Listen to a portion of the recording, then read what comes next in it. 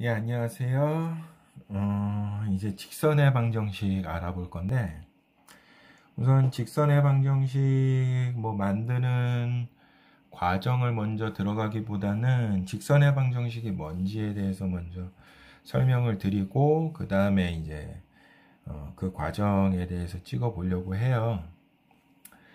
우선 직선의 방정식이라는 거는 여러분들이 말만 들어도 이렇게 짝대기 하나 찍 거버리는 그런 모양, 그쵸? 그런 것들을 상상할 수가 있죠.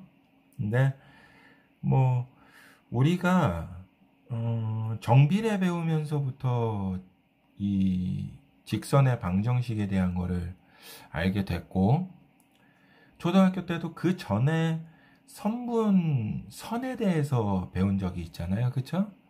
그 평면 도형 배우면서 그 도형의 가장 기본 단위인 점들이 모여서 선을 이룬다. 그리고 선에는 선분이 있고 직선이 있고 반직선이 있고 이런 것들에 대해서 또 배우고, 중학교 들어가면서도 비슷한 것들을 배우고, 그래서 이 직선의 방정식은 그렇게 어렵지는 않으실 거예요. 왜냐하면 그 1차 함수에서도 다뤘었거든. 그래서 직선이라는 거는 미지수 두 개로 1차 방정식꼴로 이렇게 주어질 때도 있었고, 1차 함수에서 일반형 꼴도 직선의 방정식꼴하고 또 같죠. 그래서 뭐, 뭐 이렇게 말문이 막히는지 지금 시간이 좀 늦어서 예, 잠깐 멍 때렸네. 그리고 또 직선의 방정식 두 개를 가지고서 교점을 구하는 거, 그거를 우리가 1차 연립방정식으로 풀기도 했어요. 그쵸? 여러분들은 그게 다 다른 유형처럼 보였겠지만, 그 직선의 방정식이 알게 모르게 많이 쓰였었고 다루었었다. 그래서 뜬금없이 나온 그런 개념은 아니다, 이 얘기입니다. 예. 직선의 방정식을 구하기 위해서는 여러 가지 조건들도 필요하겠지만, 이런 개념들을 통해서 문제에 접근하면 풀 수 있는 그 가지수, 풀 수 있는 방법이 여러 개 나오지 않냐라는 거죠. 예, 그걸 제가 강조하고 싶었던 거예요. 그러면 직선의 방정식 1차 함수다 이거지. 그리고 우리가 알고 있던 정비례다. 예. 그래서 우리가 그 도형의 방정식이라는 거, 이거는 함수일 수도 있고 함수가 아닐 수도 있어요. 그래서 직선의 방정식 같은 경우에는 함수예요. 그래서 도형의 방정식이라는 거는 이제 함수가 다 도형의 방정식이 돼요. 결론은. 그거는 이제 함수에 대해서 더 배워봐야 되겠지만, 함수는 다 도형의 방정식인데 함수가 아니어도 도형의 방정식이에요. 그럼 반대로 도형의 방정식은 다 함수는 아니다, 이 얘기지. 무슨 얘기인지 아시겠어요? 네. 그러니까 우리가 배우는 함수들이 다 도형이다, 이렇게 생각하셔도 된다 이거죠. 왜냐하면 x값과 y값이 다 있거든. 그런 관계를 가지고 있다라는 거다, 이 얘기입니다. 그럼 또 도형의 방정식이 또 갑자기 싫어지는 거 아닌가 모르겠어요. 근데 도형의 방정식이든 함수건 그래프를 잘 그려야 된다, 이 얘기예요. 제 결론은. 그래서 많이 그리셔야 그거를 머릿속에 상상할 수 있고, 나중에는 그리지 않고서도 머릿속으로 연상을 해서 그거를 유추하고 추론하는데 도움이 된다, 이 얘기죠. 그래서 직선의 방정식도 기본형하고 일반형, 그리고 표준형 이렇게 해서 나뉘어요. 그래서 1차 함수를 제대로 해놓은 친구들은 기본형 그래프는 많이 봤을 거예요. 그쵸? 정비례 할 때도 했었고 1차 함수에서도 나오죠. 앞서 이제 수업에서도 1차 함수 하면서 다루었던 부분이고 일반형 같은 경우에는 능형 이런 꼴로 이제 정리가 되죠. 그래서 정리를 하게 되면 이렇게 정리가 되죠. 요 y 부분만 남기고 다 넘긴 상태에서 y의 개수를 나눠주면 이렇게 정리가 되죠. 그래서 이것도 어떻게 보면 기본형 꼴에 y축으로의 평행이동이 되어 있는 그런 모습입니다.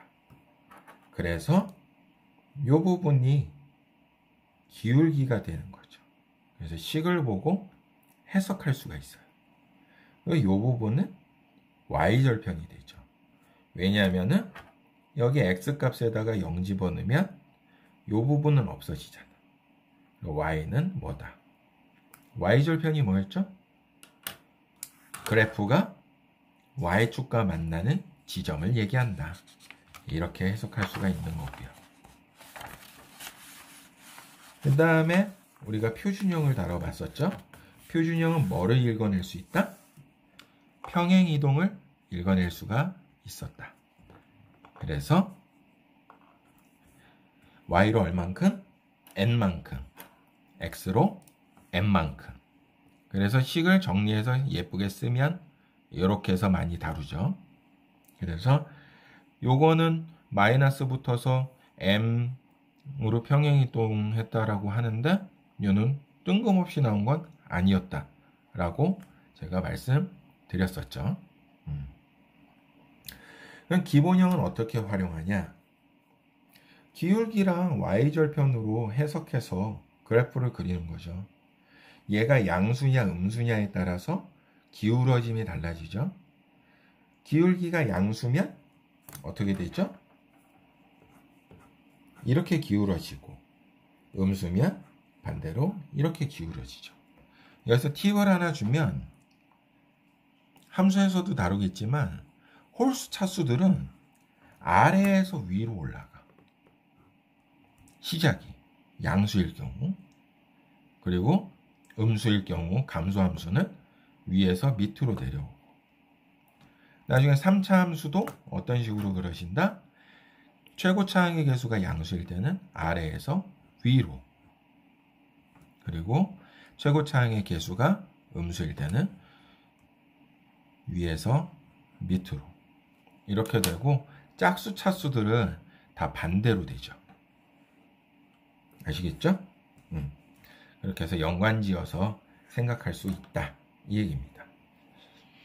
그러면은 이 직선의 방정식, 즉 1차 함수의 그래프는 어떻게 그리는 게 좋으냐?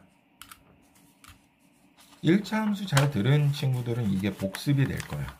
그쵸? 어떻게 그린다고 그랬죠? 쉽게 그리는 방법 1차 함수 x절편과 y절편을 구해가지고 가죠. 그래서 x절편, y절편 점 찍고 이어버리면 끝이야. 기울기를 몰라도 돼. 그쵸? 이렇게 해서 개형을 이용할 수도 있고 그리고 기울기는 어떻게 구하죠? 두 점이 주어졌을 때 x의 증가량분의 y의 증가량으로 기울기를 구할 수도 있었어요. 그쵸? 이거 중학교 때 했던 거 지금 복습이죠. 그리고 고등학교 1학년 과정에서도 2차 함수 하기 전에 내가 1차 함수 먼저 짚고 갔었잖아. 그 부분에서도 했던 부분이니까 다시 복습한다라고 생각하시고 들으시면 되겠죠. 그래서 함수는 뭐다? 그래프를 잘 그려야 된다라는 거 또 강조하잖아. 강조, 또 강조, 또 강조해도 아낌없습니다. 계속 얘기할 겁니다. 부족함이 없어요. 그래서 여기 도형의 방정식에서도 직선의 방정식 배우면서 직선의 방정식 잘 그리고 1차 함수도 잘 그리고 2차 함수도 잘 그리시면 여러분들이 1학기 중간고사, 기말고사 보면서도 많이 도움 될 거예요. 그럼 다음 시간에는 직선의 방정식을 어떻게 찾는지를 다뤄보도록 할게요.